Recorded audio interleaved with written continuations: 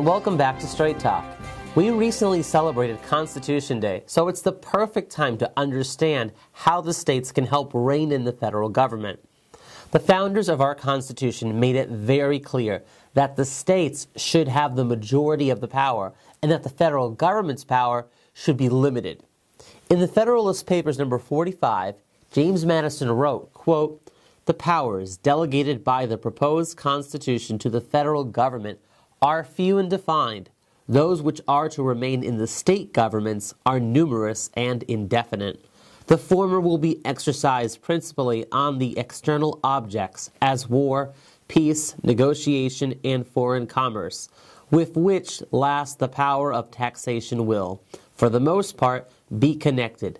The powers reserved to the several states will extend to all the objects which, in the ordinary course of affairs, concern the lives, liberties, and properties of the people, and the internal order, improvement, and prosperity of the state." So why do so many believe that the federal government can enact and enforce almost anything regardless of the few enumerated powers granted to them by the states? Because they are not familiar with the Constitution or its limitations. Some even believe that the Supremacy Clause of the Constitution gives the federal government the right to do what it wants.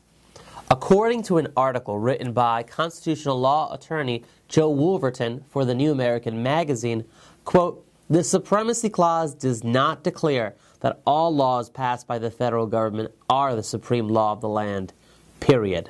The clause states that the laws of the United States, which shall be made in pursuance thereof," means that only the laws created within the confines of the Constitution are the supreme law of the land. Wolverton also wrote, quote, "Any act of the federal government not permissible under any enumerated power given to Congress in the Constitution is not made in pursuance of the Constitution. Therefore, it is not the supreme law of the land and may be declared null and void by the states." Whenever the federal government passes unconstitutional acts, it is up to the states to intervene and defend the Constitution. State and local officials, in keeping with their oath to the Constitution, are to ignore such acts and only enforce those that are actually made in pursuance of the Constitution. We, as an organization, strive to educate the electorate so that they can hold their elected officials accountable. Each elected official has the ability to safeguard the Constitution, the states, and the people they serve by declaring unconstitutional laws null and void in their specific area of responsibility. State legislatures have much more power than they realize, so let's help them realize their responsibilities. Get a copy of Restoring the Rights of the States and the People from shopjbs.org. It offers detailed insight into respectful adherence to the Constitution, as well as a 10-step plan of action to correct abuses.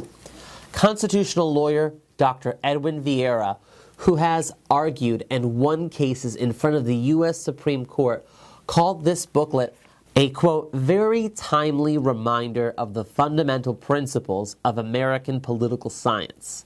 He also added, "We the people must affirmatively assert our authority as the authors, the beneficiaries, and the ultimate protectors and enforcers of the Constitution." Are you ready to do so? Purchase multiple copies of this booklet and hand them out to others. Simply click on the link in the description. So until next time, take care always and God bless.